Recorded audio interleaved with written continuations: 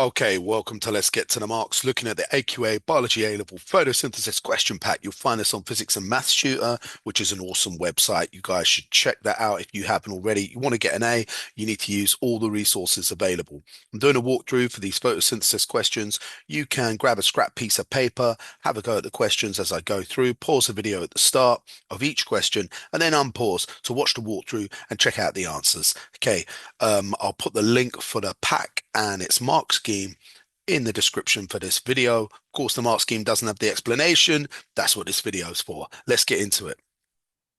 Q1. A. In photosynthesis, which chemicals are needed for the light-dependent reaction? Tick one box.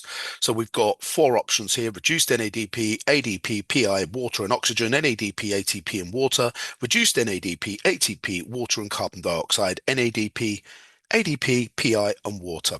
So which of these chemicals are needed for the light-dependent reaction? What are the products of the light dependent reaction? Do you know the three products of the light dependent reaction? The three products of the light dependent reaction makes oxygen, which is kind of like a waste gas for photosynthesis, but it also makes reduced NADP. Now, just for quickness sake, even though in AQA they say reduced NADP, you can say NADPH, which essentially when you gain a hydrogen, you'll reduce. So NADPH, and of course, ATP.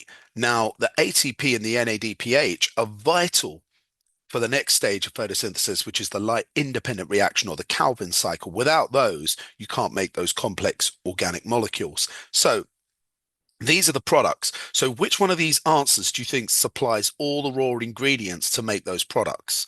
And hopefully you can see you don't start with reduced NADP. That's what you end up with. NADP, ATP, and water. Again, they've given you one of the products, not one of the ingredients to make the products. So that's wrong. Reduced NADP. Again, they've given us the actual final products, not the ingredients that are needed for the light dependent reaction. And carbon dioxide comes in the light independent reaction, the Calvin cycle, so that's wrong. So the final answer here, you need NADP to become NADPH, you need ADP and PI to become ATP, and you need water, which is your source of the oxygen. The water is actually needed for hydrogen ions for chemiosmosis and to supply electrons to the electron transport chain. So boom. Yes, that's the correct answer. All right, next question. Part B, describe what happens during photoionization in the light-dependent reaction. So just to remind you, what is photoionization? That is when a beam of light or a ray of light or a photon comes down, or wave of light, and strikes a photosystem, something like photosystem 2. And what is photosystem 2? That's a protein with a pigment attached, something like chlorophyll A, chlorophyll B. When the light comes down and hits it, it excites an electron from the pigment. So we just need to put that into words. That is photoionization, when an electron gets excited and leaves. So what I say really is chlorophyll absorbs the light. Chlorophyll is a pigment attached to the protein in the photosystem. An electron gets excited and is lost from the chlorophyll, and the chlorophyll is left with a positive charge. It's actually those magnesium atoms in the chlorophyll. That's one of the reasons why plants need magnesium as a mineral for making chlorophyll. It's the magnesium that loses the electrons and becomes ionized magnesium 2 plus. There we go. Anyway, any two of those is going to get you the marks. A student obtained a solution of pigments from the leaves of a plant. Then the student used paper chromatography to separate the pigments. The diagram shows the chromatogram produced. Chromatogram is this image you see here that's produced at the end. Explain why the student marked the origin using a pencil rather than ink. The ink would disappear because it would dissolve in the solvent. The ink would mix with the pigments. The ink would dissolve, whereas pencil will still be visible. If the ink dissolves, then you can't measure out the distance that the solvent has moved. So that's no good. So, perfecto. You just need a little bit of explanation, and there we go. describe the method the student used to separate the pigments after the solution of pigments had been applied to the origin. So describe the method the student used. So really, they just want us to talk about chromatography. What should we do once the pigment is put onto the origin and the spot is put here? What is the next step? So I would say place the plate or the chromatography paper or the TLC plate into the solvent. Make sure the solvent is below the origin line. Make sure there is a lid and make sure you remove the plate before the solvent front reaches the end of the plate.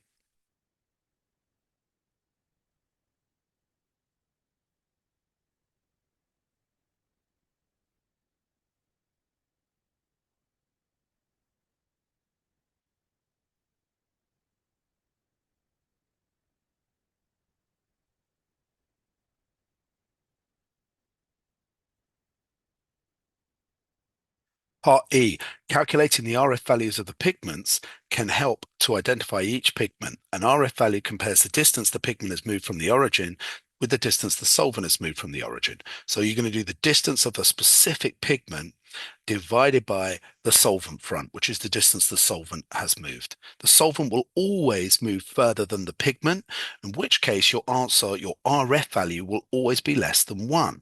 0.95 is almost 1, which means the pigment has moved nearly as much as the solvent, so it should be right at the top. The distance each pigment has moved is measured from the middle of each spot. A pigment A has an RF value of 0.95. Use the diagram to calculate the RF value of pigment C. So I'm not actually going to do that, but I'm going to show you how you would do it. So if you needed to calculate the RF value of pigment C, you would measure with a ruler how far that is. So let's say that's 10 centimeters. Then you would measure with a ruler how far C has gone, and you'd measure it to the middle of the spot, which is what they've told us. And we might find that this is like 5.9 centimeters. Obviously, if you're working on a screen or if you've printed it out, the problem with any of these measurement ones is that often you won't have printed it to the same exact size as the exam paper question. So you'll often get mistakes in your calculation. So I'm just showing you for the purposes here. You're then going to take the distance that the pigment has moved, which is 5.9. You're going to divide it by the distance the solvent has moved, which was 10. And you're going to get something like that, 0.95. And that would be the RF value of pigment C. So hopefully that is all easy enough. Just make sure you bring an accurate, decent ruler to the exam. Right, let's go to F, the final part to this question. The pigments in leaves are different colors. Suggest and explain the advantage of having different colored pigments in leaves. So think about it. When you have your leaf,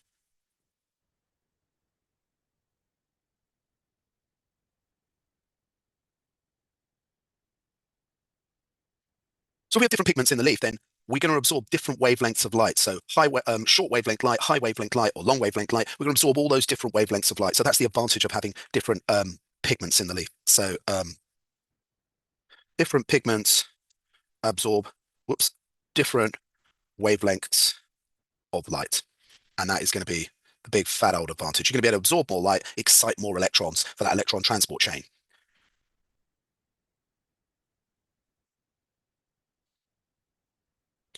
Okay.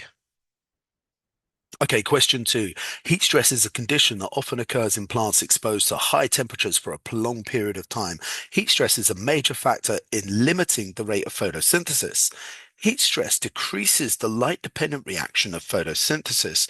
Explain why this leads to a decrease in the light-independent reaction in photosynthesis. So why does heat stress that decreases the light-dependent reaction lead to a decrease in the light independent reaction? And quite simply, do you remember what we talked about in the first question? So if the light dependent reaction is decreased, what were those products that are really important for the light independent reaction? So if the light dependent reaction is decreased, we will produce less ATP and NAD reduced. Now, NADP reduced. I'm going to write NADPH, but you can think of it as NAD reduced. So if you have less ATP and less NADP reduced, what can't you do? Well, in the Calvin cycle, you can't turn GP into TP. And so that means you're going to have less TP formed, less organic molecules like glucose produced. So essentially, if you have less ATP and less NAD reduced, you're going to end up, or if you have no ATP or no NADP reduced, you're going to have no TP formed and no organic molecules like glucose made. So that's going to be a problem. Coolio. We have here B, another effect of heat stress is a decrease in the activity of the enzyme Rubisco. A decrease in the activity of an enzyme means the rate of reaction it catalyzes becomes slower. A decrease in the activity of the enzyme Rubisco would limit the rate of photosynthesis. Why? So if you think about the Rubisco enzyme, what does the Rubisco enzyme do? Well, the Rubisco enzyme joins together CO2. It plays a role in carboxylation. It takes the carbon dioxide that enters um, into the stroma and the Calvin cycle, and it mixes that with RUBP, ribulose biphosphate. And what does it produce? It produces GP. So if we have a decrease in this enzyme's activity, less carbon dioxide is fixed with RUBP, and we get less GP. So there's our answer. Less RUBP joined together, reacted, etc., with CO2, so less GP form. Again, you probably could say less carboxylation, less carbon fixation. So all of those are terms for when carbon dioxide is joined with RUBP, and the result is that we're going to get less GP made. Okay, now the next question is, where precisely is Rubisco found in the cell? Well, where does the light independent reaction occur? And that is in the stroma. So hopefully you know in the chloroplast, the light dependent reaction, which has chemiosmosis, happens on the membrane, whereas the light independent reaction happens inside the kind of cytoplasm of the chloroplast that we call the stroma.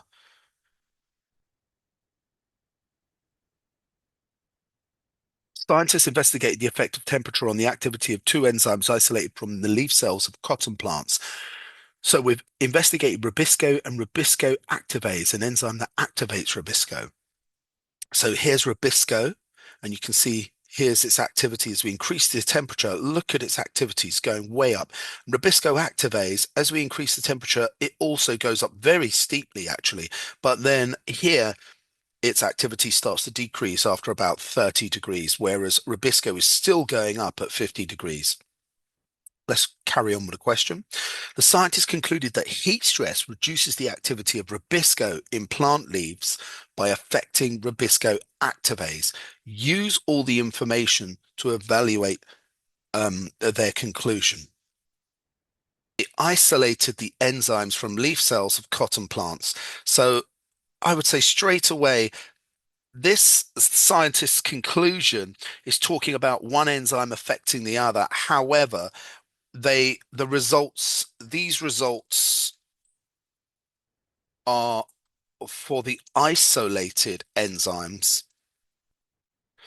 and not the enzymes together. So we haven't really got the effect of the enzymes when they're together in solution. They've been separately isolated and the investigation carried out on each one separately. What we can say is we also have no evidence from these results. Rubisco activity increases with temperature, right? So it just keeps going up and keeps going up. Um, so it's not really, we can't say that the activity of Rubisco has at all gone down at this point. Um, whereas Rubisco activase um, starts to denature or decrease above 30 degrees. So the issue we have here with the scientist's conclusion is that they're saying that the effect on Rubisco activase is causing an effect here. Well, there is no effect because at 30 degrees, Rubisco activase is denaturing and is going down. And at 30 degrees, this is still on the increase. In fact, it starts increasing at a more steep gradient after this one is denatured. So, yeah. So it definitely doesn't reduce the activity. You could almost argue the opposite. Um, so from these results, I would also add, because I've run out of room at the bottom, so we're going to add them here. From these results,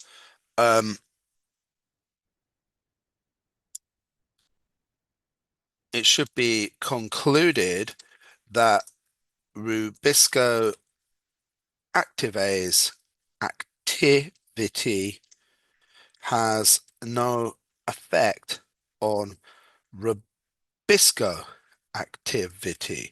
There's also some other points on the mark scheme that they will give you for this. So look, we can tell there was no effect. Once again, just to highlight that, this starts going down at about 30 degrees, whereas at 30 degrees here, this actually starts its most steep increase in activity. So this is definitely not causing a decrease in activity there. I'd also say that this experiment was only done on cotton plants, only done on cotton plants, whereas the conclusion, and they do this a lot in AQA, the conclusion does not actually state anything. The scientists should have said the heat stress reduces the activity of Rubisco in cotton plants, not just general plants, because this was only done on cotton plants. And another thing that is one of those points that people like to put at the end of their answers, there was no stats test to show a correlation between these two results. So no stats test carried out to see if there is any significance or any correlation. So no stats tests carried out. And so plenty of marks here. The conclusion is that there's no effect of Rubisco activase on Rubisco, as Rubisco activase is decreasing at 30, and above 30, Rubisco activity is still on the increase. The experiment was only done on cotton plants, whereas the conclusion is made in general about plants. There was no stats test done between these two sets of data. Also, yeah, beautiful, beautiful, beautiful. Brilliant. And of course, the enzymes were isolated and the experiment wasn't carried out with the enzymes together. So there we go. You're still here? It's over.